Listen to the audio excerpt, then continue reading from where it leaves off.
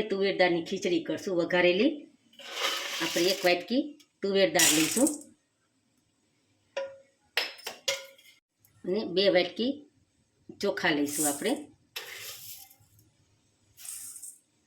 સારી રીતે મિક્સ કરી દઈ અને 3-4 પાણીએ ધોઈ અને પલાળી રાખી થોડીક વાર. આપણે દાળ ચોખા ધોઈ નાખ્યા. હવે 15-20 મિનિટ આપણે પલાળી રાખશું અને ઢાંકી મૂકી દઈએ. આપણે હવે આપણે દાળ ચોખા પલળી ગયા. હવે આપણે ખીચડીનો વઘાર કરશું. આપણે મેં કુકર ગરમ કરવા મૂકી દીધું છે. એમાં આપણે 2 પાવડા તેલ નાખશું. આપણે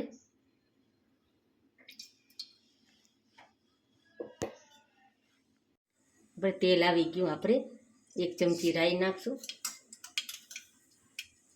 1 ચમચી જીરું નાખશું, અડધી ચમચી હિંગ નાખશું. આપણે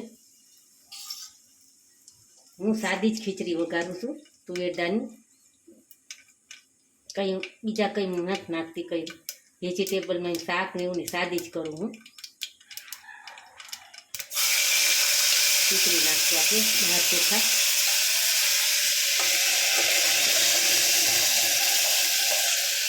આપણે દાળ ચોખા નાખી દીધા.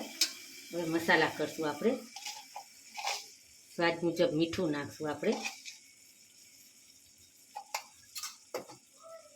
1 ચમચી હળદર નાખશું,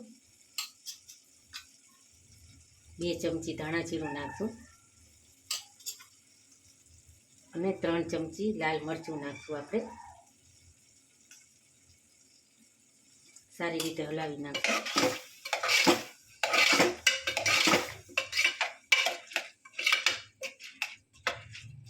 સારી રીતે હલાવી નાખ્યું. હવે પાણી નાખશું.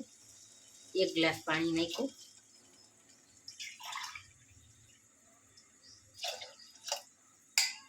આપણે 3 ગ્લાસ પાણી નાખશું. આપણે સારી રીતે હલાવી નાખશું. આપણે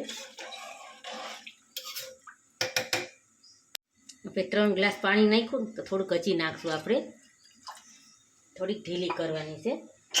અને હવે કુકર બંધ કરી દઈએ. આપણે બંધ કરી દીધું કુકર. હવે 3 થી 4 સીટી થવા દઈશું. હવે આપણે ખીચડી થઈ ગઈ. આપણે ગેસ બંધ કરી દીધો. કુકર ઠરી ગયું છે. આપણે ખોલી નાખીએ. હવે આપણી ખીચડી તૈયાર છે અને જોઈ લઈએ, ચેક કરી હલાવી નાખીએ. હવે આપણે ધાણા ભાજી નાખશું થોડીક એની અંદર.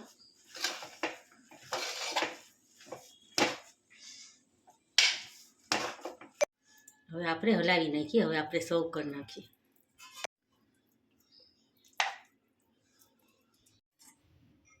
આપણે તુવેર દાળની ખીચડી વઘારેલી તૈયાર છે. તમને મારો વિડીયો કેવો લાગ્યો તો લાઈક કરજો, શેર કરજો, સબસ્ક્રાઈબ કરજો.